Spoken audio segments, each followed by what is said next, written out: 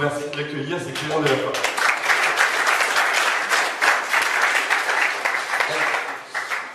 Bonsoir à tous.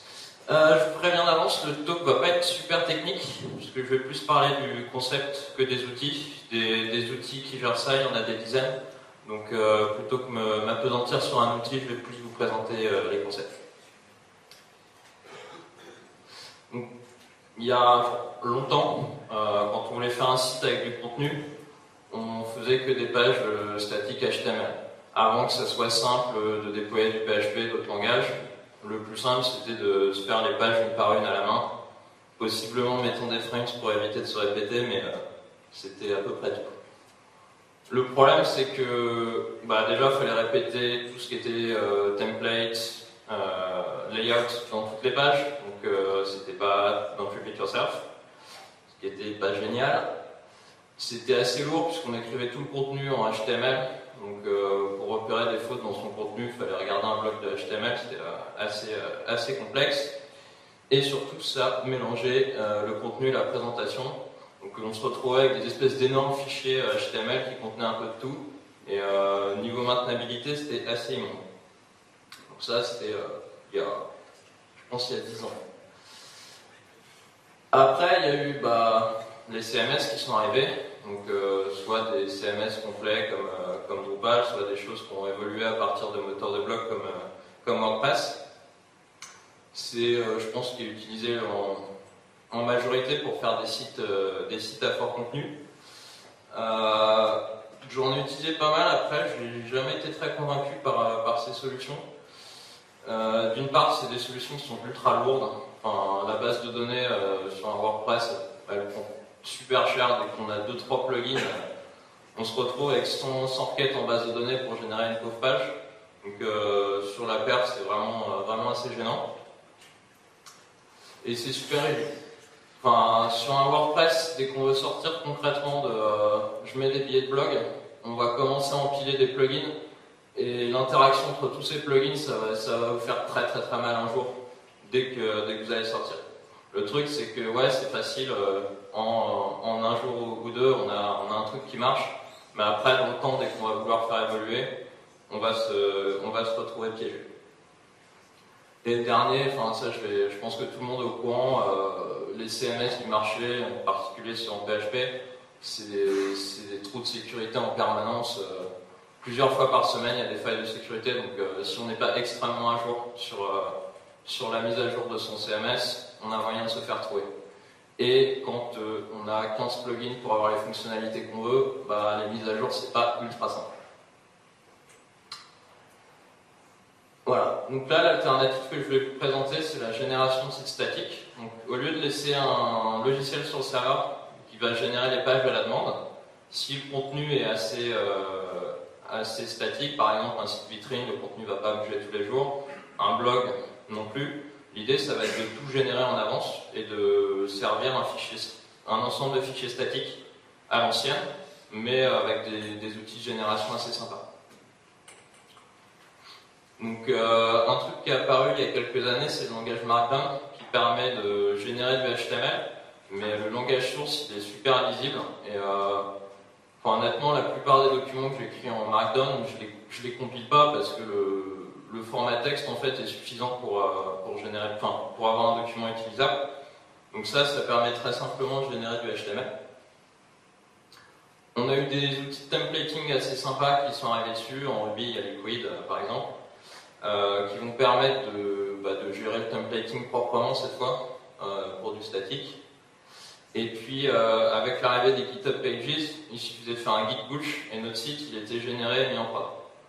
Donc, avec ces trois trucs-là, on a un système assez sympa qui va nous permettre de générer des sites. Après, ça c'est sympa, mais personnellement, moi, ce qui me plaît le plus là-dedans, c'est que le workflow, c'est vraiment un workflow fait pour les développeurs. Parce qu'on est avec du texte du début à la fin. Donc, tout le contenu va être versionné dans Git. J'utilise des makefiles pour générer le site et ensuite je déploie avec des systèmes sysadmin compliant. Là où je vous ai un peu menti dans le titre de la présentation, c'est que c'est pas la génération de sites statiques qui va remplacer le CMS, Dans ce workflow-là, le CMS c'est Git en fait. Et c'est juste super bien d'avoir un outil aussi puissant que Git pour gérer proprement le contenu. C'est juste, on va extraire une vision du contenu qui se trouve être un ensemble de fichiers HTML qui fait un site web, mais la vraie gestion de contenu, elle se fait dans Git. Et ça, c'est assez imbattable. Là, sur mon blog, si j'écris une connerie, et ben, il y a un gars, enfin une personne qui va faire un pull request, et j'aurais intégré ces changements. J'aurais pas juste une liste de changements à faire. Sa liste de changements, ça va être très concrètement un diff, qui va être appliqué automatiquement et que je vais publier. C'est super pratique. On sert de générateur de sites statiques, par exemple, pour la documentation de Clever Cloud, et là, avoir une documentation versionnée dans Git, ça prend tout son sens. Mais ça prend aussi tout son sens sur un blog ou sur un site vitrine. Ça dépend de qui l'édite. Et pour la publication, on peut faire un R5 tout bête. Moi, mes sites, je les publie via Git, grâce à Clever Cloud. Et pour les gens qui sont extrêmement joueurs et un peu tête brûlée, vous pouvez même déployer ça sur Dropbox. Ne le faites pas, je vous le déconseille vraiment.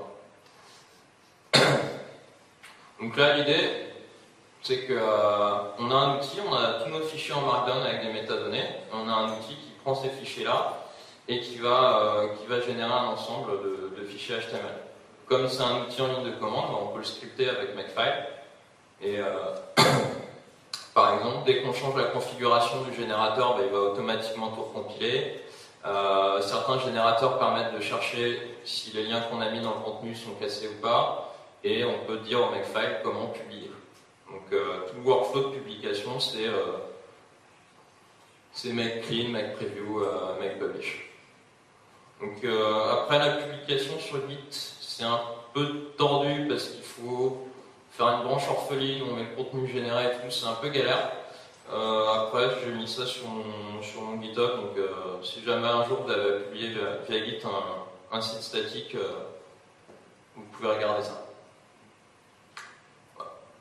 En bonus, si vous sur GitHub Pages c'est gratuit, mais il y a des légers problèmes de GitHub qui coupent votre site de temps en temps. Donc si vous avez vraiment envie que votre site soit toujours en ligne, il faudra payer. Mais un hosting sur S3, ça coûte que dalle.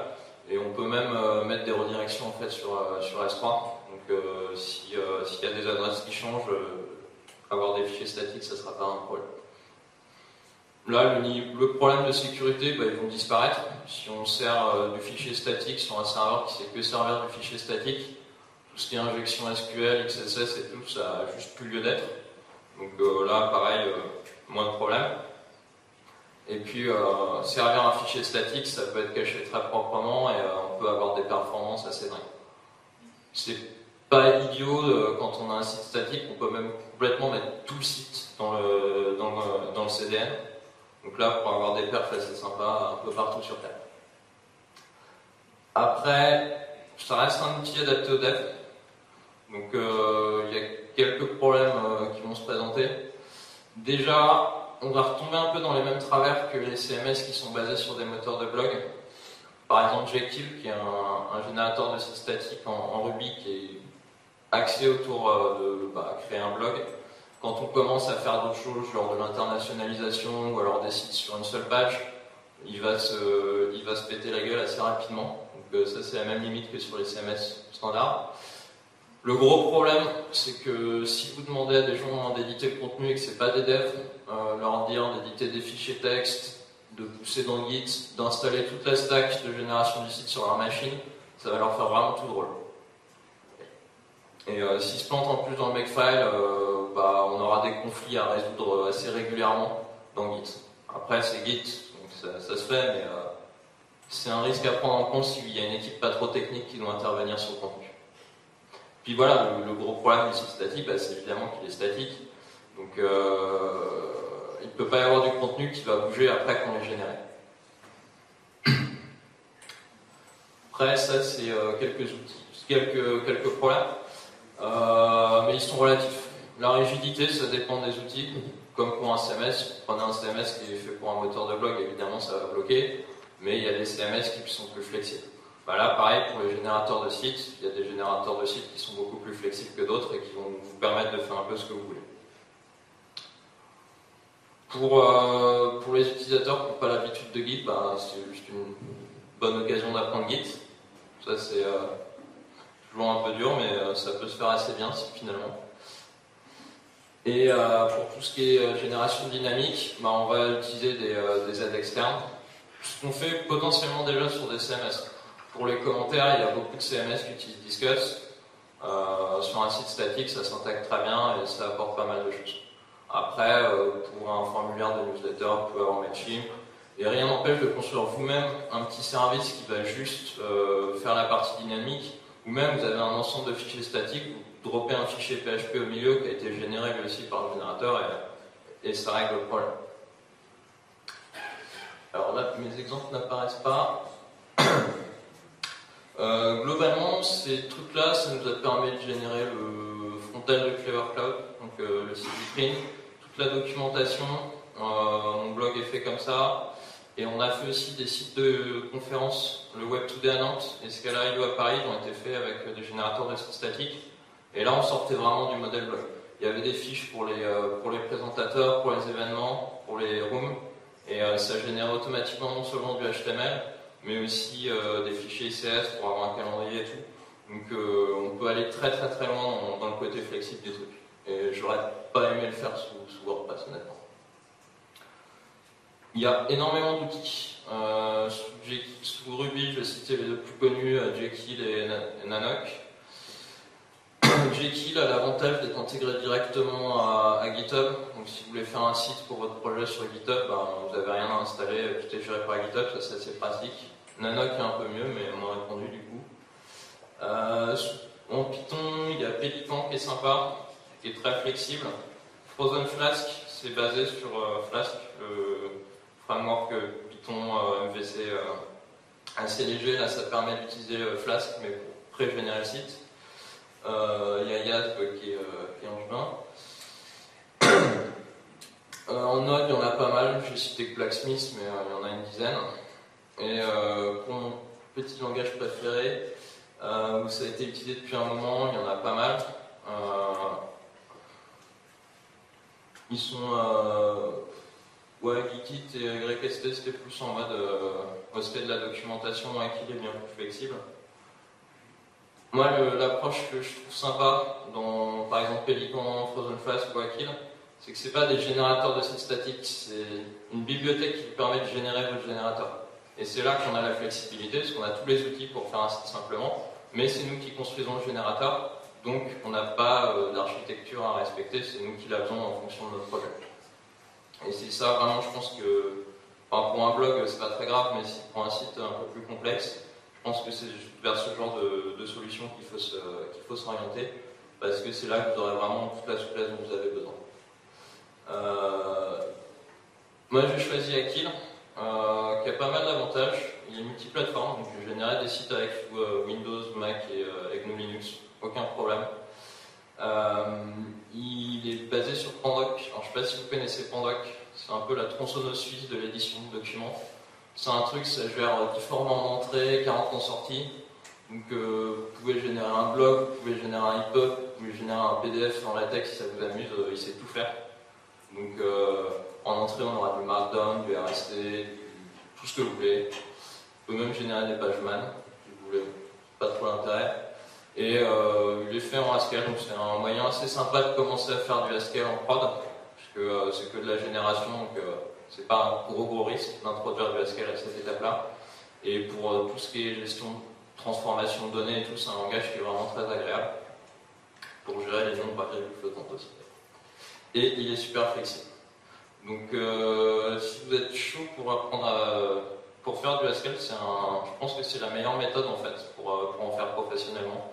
Parce que c'est pas gros, c'est pas prise de tête et c'est plutôt sympa. Voilà. Merci.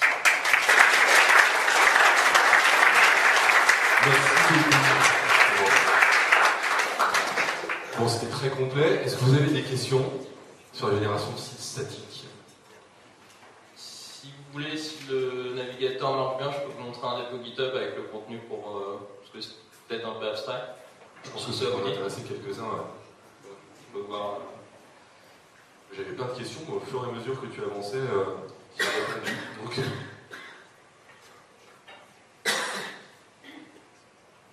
ok.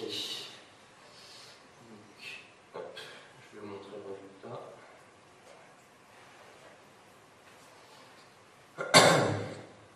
Ah, donc, ça c'est le site. Ça, la homepage, c'est une page qui a été générée statiquement, rien de particulier. Donc là, tous les talks, ils sont listés automatiquement. Il y a des métadonnées comme la langue, l'auteur et tout qui se font. Hop. Et concrètement, vous avez un fichier Markdown par talk. Un fichier Markdown par talk, un fichier Markdown par speaker. Là, donc les speakers sont liés. Hop. Et on peut voir, enfin tout est lié en fait. Il y a un fichier ICS qui a été généré qui a permis d'intégrer un calendrier. Et après, voilà, c'est grosso modo l'esprit du truc. Hop. Alors, les fichiers de contenu.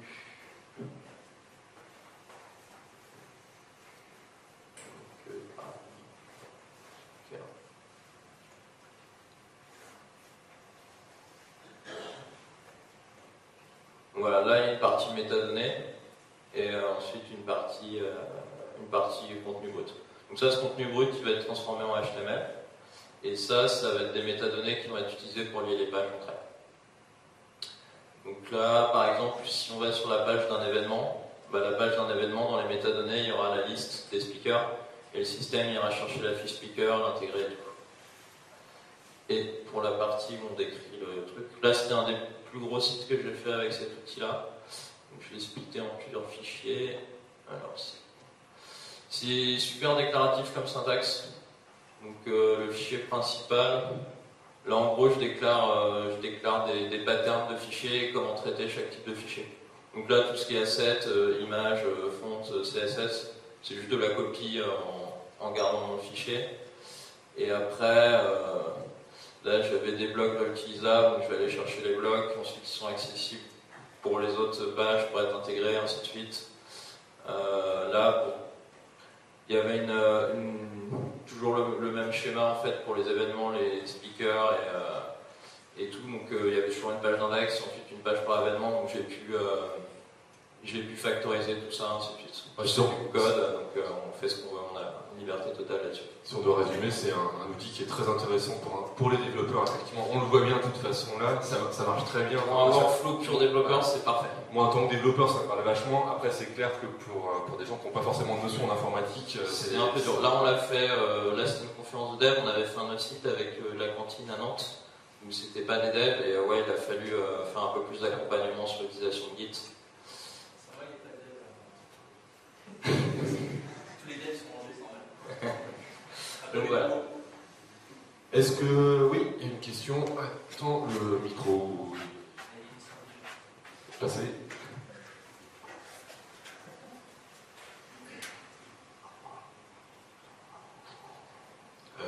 Alors moi je me demandais, il y a une slide sur les external services. Ouais. Et dessus on voit un chat déguisé en requin qui poursuit un petit poussin. Ouais. Je me demandais le rapport entre external services et le GIF. En fait, on a besoin d'une aide d'extérieur pour faire ce qu'on veut. Et là, le chat a intelligemment utilisé un Roomba pour... Ah oui, exact. C'était assez limpide. D'accord, oui, je suis... Ouais. Merci. Il m'avait prévenu qu'il essaierait de te troller étant donné que sur Twitter. Parce que pour ceux qui suivent pas Clément sur Twitter, c'est un vrai dieu du troll. Donc comme c'est ton anniversaire, ça aurait été pas mal quand même que vous le bâchiez un petit peu ce soir. Et je vous trouve bien gentil. Bon, s'il n'y a pas d'autres questions, on va continuer. Merci beaucoup Clément d'être venu et d'avoir parlé de ça.